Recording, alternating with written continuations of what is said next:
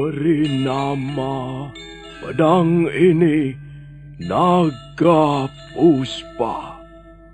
Selamatkan dia.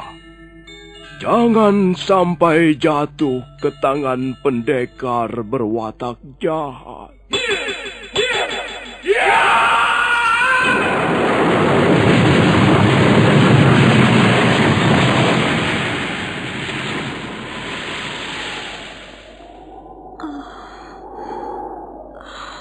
Kakang Kamandanu, kau masih juga tidak percaya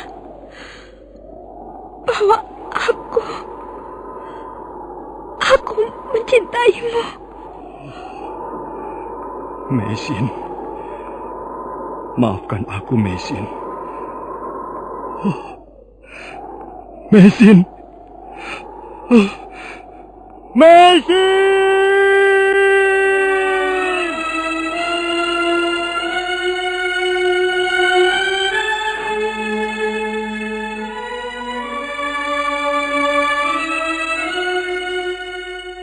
Tutur Tinula.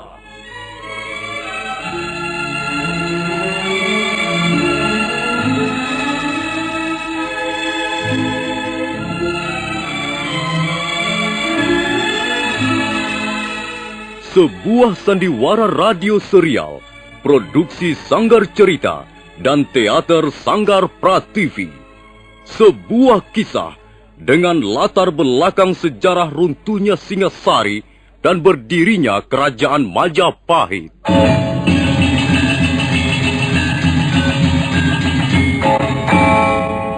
Sandiwara ini didukung oleh pemain-pemain radio yang sudah ternama.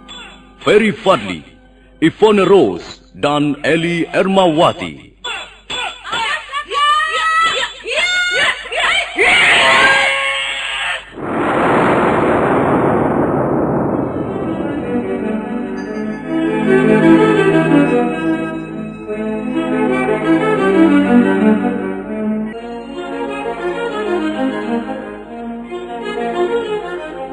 Cerita ini ditulis dan diolah oleh S. Tijab, hiasan musik dan sutradara C. Ispriyonoka. Kali ini mempersembahkan episode ke-10 dengan judul Pemberontakan Rangga Lawe.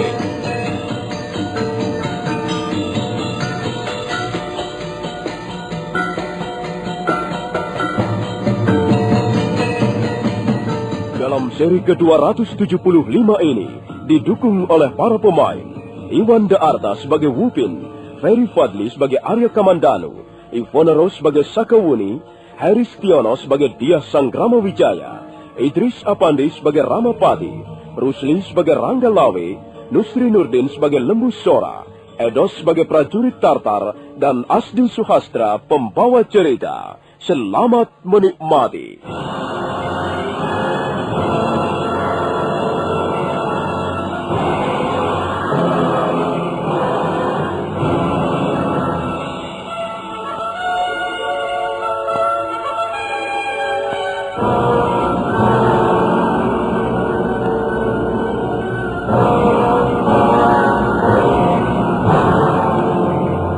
Arya Kamandanu, Sakawuni dan 20 orang prajurit Majapahit mengadakan pengejaran terhadap prajurit-prajurit Tartar yang melarikan diri dari medan peperangan. Mereka terus mengejar sampai ke tepian Sungai Brantas. Mereka berkuda menyusuri tepian sungai. Dan ketika mereka tiba di suatu tempat, mendadak ada beberapa puluh prajurit-prajurit Tartar hendak menyergap mereka. Pimpinan prajurit Tartar itu adalah seorang perwira muda yang bernama Wupin. Perwira Wupin terus melangkah mendekati Arya Kamandanu yang berdiri di tengah sebongkah batu padas yang cukup besar. Kalian orang-orang Majapahit, kalian sudah berbuat licik dan curang terhadap kami, prajurit-prajurit Tartar. Sekarang kalian harus menebus kecurangan kalian dengan nyawa kalian semuanya. Kalianlah yang harus menebus kesalahan kalian dengan datang ke tanah Jawa ini. Kalian prajurit-prajurit asing telah berani merampok kemenangan orang-orang Majapahit. Kalau tidak salah, kaulah pendekar yang bernama Arya Kamandanu itu? Iya, benar. Akulah Arya Kamandanu. Sekarang apa yang akan kalian lakukan terhadap kami? Kalian bisa melihat sendiri. Tangan-tangan kami sudah menggenggam senjata terhunus. Dan kami adalah prajurit-prajurit Tartar. Jika seorang prajurit Tartar sudah menggenggam senjata terhunus, maka musuh di depan kami haruslah berhati-hati. Sebab kalau tidak, mereka pasti akan binasa di depan kami. Apakah ini merupakan suatu tantangan? Kita masih dalam keadaan perang, Nona Sakawuni. Perang memang sudah selesai di alun-alun istana Singasari. Prajurit-prajurit kami banyak yang terbunuh. Tapi perang masih terus berlanjut hingga di tempat ini. Perang bisa terjadi di mana saja, di sembarang tempat. Kalau kau merasa tidak puas karena teman-temanmu banyak yang terbunuh, mengapa kau tidak membalas dendam? Ayolah, lakukan apa yang hendak kau lakukan terhadap kami. Kami tidak gentar menghadapi maut. Kami pun prajurit-prajurit. Bagus. Tidak percuma kami berhadapan dengan orang-orang seperti kalian. Nah, sekarang marilah kita mulai. Ayo, serang mereka. Sergap mereka bersama-sama. Bunuh mereka semuanya. Mereka sudah membantai teman-teman kita di alun-alun istana Kediri. Sekarang, jangan biarkan di antara mereka lolos. Mereka semuanya harus binasa di tangan kita. Ayo, cepat, serang mereka.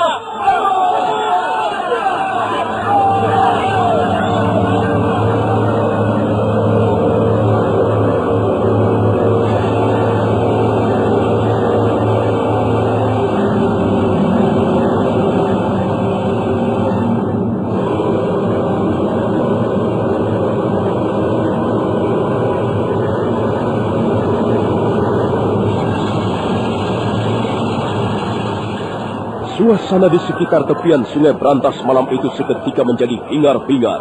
Suasana menjadi gaduh riuh oleh bunyi orang-orang berkelahi. Tapi prajurit-prajurit Tartar benar-benar prajurit-prajurit yang tangguh dan berani. Dalam perang terbuka, mereka benar-benar tentara yang jempolan. Prajurit-prajurit Majapahit dalam waktu yang tidak terlalu lama sudah berhasil dirobohkan. Arya Kamandanu dan Sakawuni menjadi geram. Arya Kamandanu segera mencabut pedang naga puspa, kemudian mengamuk bagaikan banteng terluka.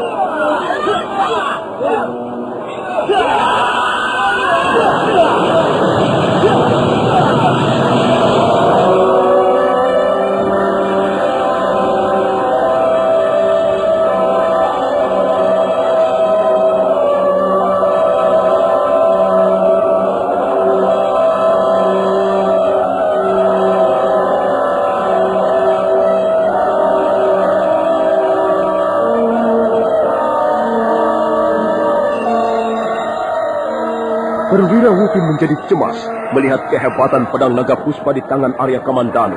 Dan kecemasan itu semakin bertambah besar. Demikian perwira muda itu melihat Sakawuni mulai mengeluarkan jurus-jurus andalannya. Jurus angin lengan seribu. Luar biasa ilmu orang ini. Orang-orang tanah Jawa ini banyak yang berilmu tinggi. Kalau aku tidak segera menggunakan jarum beracun, pastilah prajurit-prajuritku akan terbunuh semua. Baiklah, sekalipun dua orang itu mempunyai kesaktian seperti dewa, mereka tidak akan mampu menghadapi lemparan-lemparan jarum-jarum beracunku.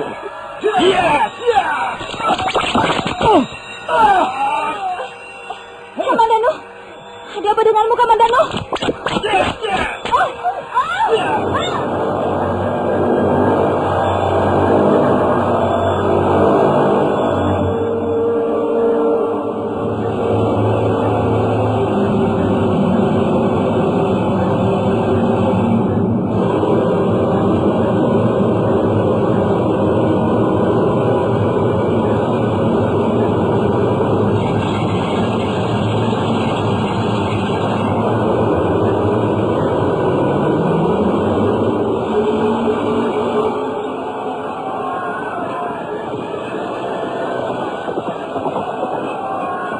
Sementara itu, di alun-alun istana Kediri masih terus berlangsung peperangan.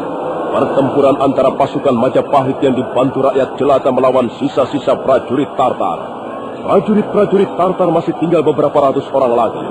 Mereka terus berusaha mengadakan perlawanan dengan gigih. Tapi kekuatan mereka sudah tidak begitu besar. Sebenarnya mereka bermaksud meloloskan diri. Tapi prajurit-prajurit Majapahit tidak memberikan kesempatan sedikit pun.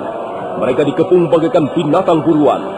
Dia Sang Ramawijaya kelihatan sangat lega melihat usaha penyerbuannya yang nampaknya memperoleh keberhasilan gemilang. Lihat Paman Ramapati. Iya, pasukan Tartar saya kira tidak lebih dari 200 orang lagi. Mereka harus diburu semuanya, Gusti. Mereka harus dibinasakan, Gusti. Jumlah prajurit-prajurit Majapahit yang menjadi korban juga cukup banyak, Paman. Benar, Gusti. Tapi yang lebih menyedihkan lagi adalah warga desa biasa. Jumlah mereka hampir mencapai 3.000 orang. Iya, mereka telah menjadi korban peperangan besar ini. Aku tidak akan pernah melupakan jasa-jasa mereka. Kelak, kalau Majapahit akhirnya akan berdiri menjadi kerajaan di tanah Jawa ini, sanak keluarga mereka yang menjadi korban perang harus mendapatkan perhatian dan penghargaan. Jangan sampai ada yang tercecer. Ya, benar, Gusti. Mereka harus diberikan santunan perang. Majapahit berhutang budi kepada mereka semuanya, Gusti. Iya. Saya lihat panglima-panglima Tartar tidak tampak lagi, Paman Nebusora. Nampaknya mereka melarikan diri, Gusti. Arya Kamandanu dan Sakawuni tengah menyusul mereka, Gusti. Mudah-mudahan saja 3 orang panglima tentara asing itu dapat ditangkap. Kalau begitu, baiklah. Saya kira kemenangan sudah dapat dipastikan berada di pihak Majapahit. Tapi perlawanan tentara Tartar itu harus segera diakhiri, Paman Nebusora. Benar, Gusti. Kasihan rakyat jelata yang masih terus menjadi sasaran senjata-senjata mereka. Paman Nebusora, Ronggolawi, Kebu Anabrang, Gajah Biru dan Kau Reklian Demung. Kalian kuperintahkan untuk segera menyudahi perlawanan prajurit-prajurit Tartar. Sementara itu Tuan Arya Wiraraja, Paman Nambi dan Paman Ramapati, ikutlah aku masuk ke dalam istana Kediri.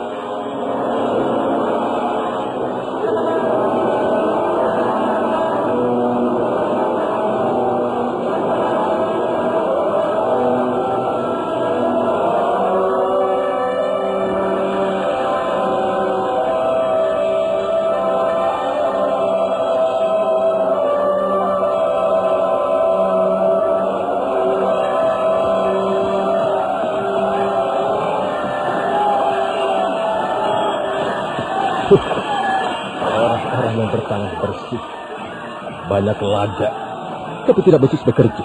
Ranggalawe, apa yang sedang kau bicarakan ini? Mereka itu Paman Nebusora, maksudku Nambi dan Ramapati. Apa saja yang mereka kerjakan dalam peperangan besar ini? Mereka hanya pandai berlaga, mereka hanya pandai berteriak dan bicara di depan Gusti Sang Ramawijaya. Orang-orang yang suka mencari angin baik, tukang mencari muka.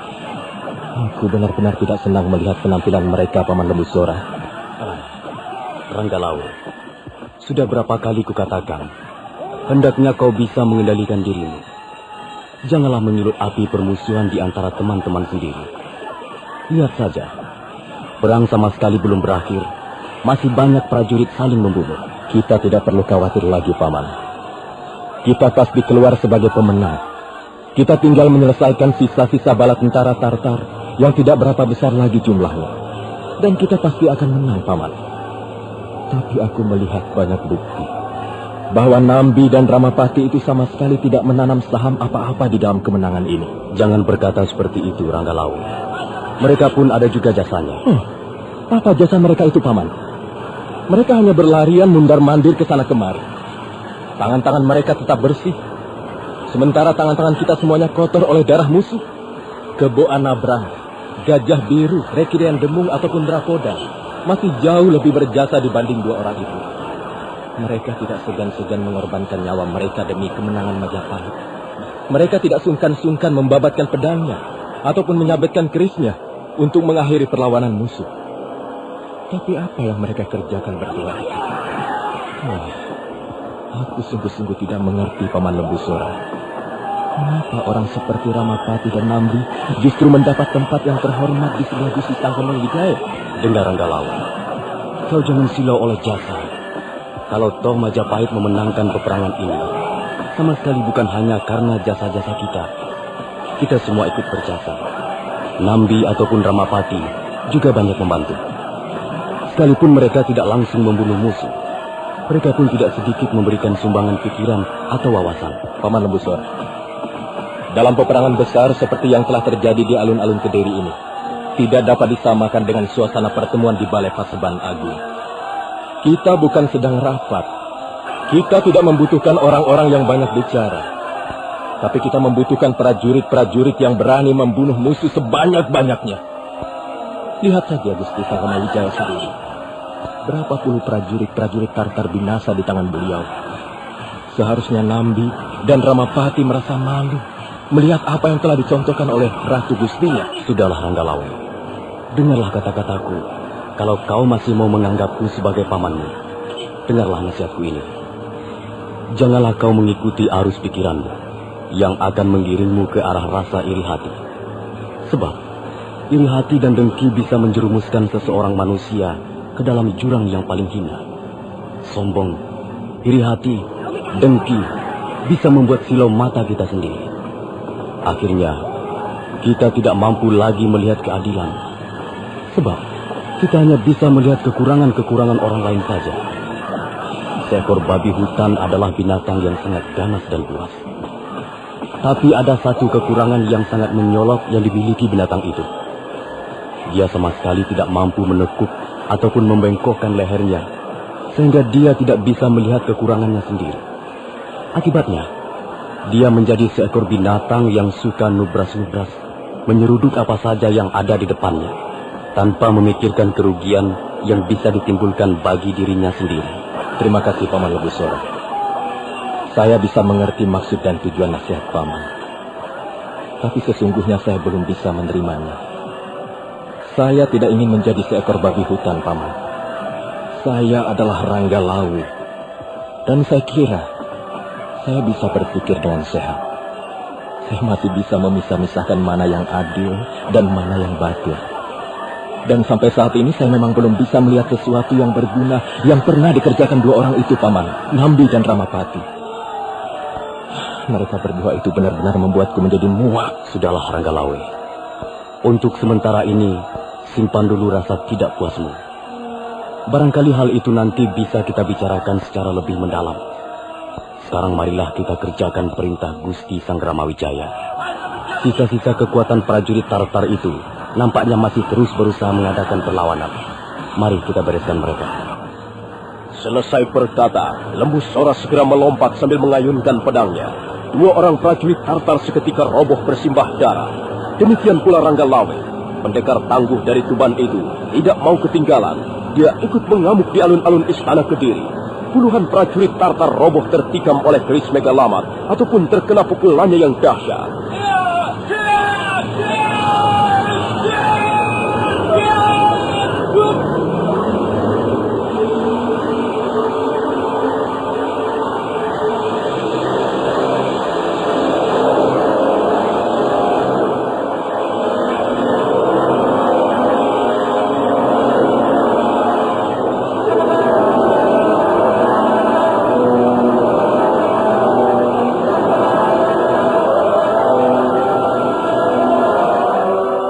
Sementara itu, Arya Kamandanu dan Sakawuni yang tengah mengadakan pengejaran terhadap prajurit-prajurit Tartar ternyata tidak bernasib mujur. Mereka berdua lengah. Perwira Wupin berhasil menyarangkan jarum-jarum rahasia yang mengandung racun ke dalam tubuh mereka. Seketika Arya Kamandanu dan Sakawuni roboh tak berdaya. Dan pada saat itu, dua orang prajurit Tartar memburu mereka. Mereka bermaksud membunuh Arya Kamandanu dan Sakawuni dengan pedang mereka yang berukuran besar.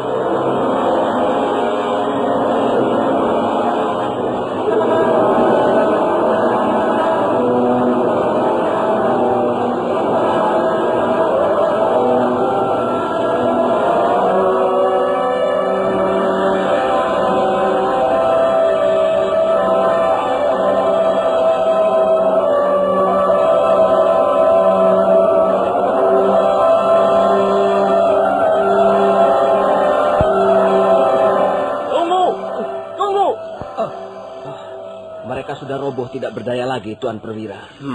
Mereka harus dibinasakan. Siapa yang mengharuskan? Mereka adalah musuh. Mereka sudah membunuh banyak sekali teman-teman kita. Mereka harus mati. Tidak. Mereka tidak perlu kita binasakan. Aku mendapat perintah khusus dari Panglima Kousing untuk menangkap mereka. Oh, kalau begitu, maafkan kami, Tuan Perwira. Kami sama sekali tidak tahu bahwa Tuan Perwira mendapat tugas khusus. Sekarang apa yang harus kami lakukan terhadap dua orang ini? Prajurit-prajurit Majapahit yang lain yang masih belum mati, boleh kalian binasakan semuanya. Tapi dua orang ini angkatlah dan bawalah naik ke dalam perahu. Panglima Kausing ingin bicara dengan mereka. Baik, Tuan Perwira. Kami siap menjalankan perintah. Ayo, bantu aku mengangkat dua orang ini. Kita bawa mereka naik ke dalam perahu. Ayo.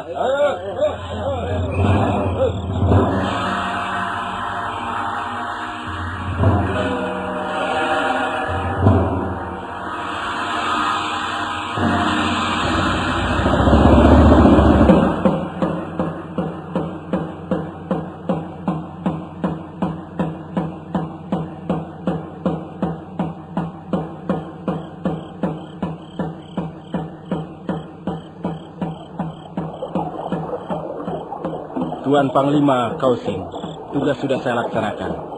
Jarum-jarum beracun yang saya lemparkan itu memang keras, tapi tidak membunuh. Nah, lihat Tuan Panglima. Rupanya orang yang bernama Arya Kamandanu itu sudah mulai sadar diri.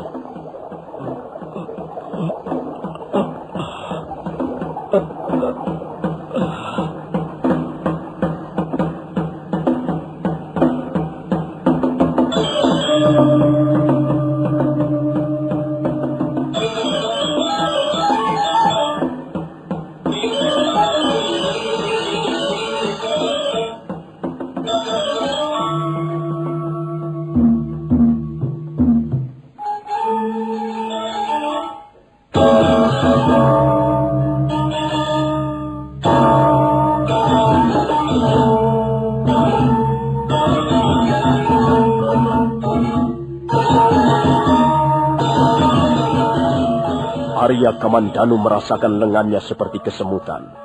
Pandangannya yang semula gelap semakin lama makin menjadi terang. Tapi sama sekali dia belum tahu di mana dia berada sekarang.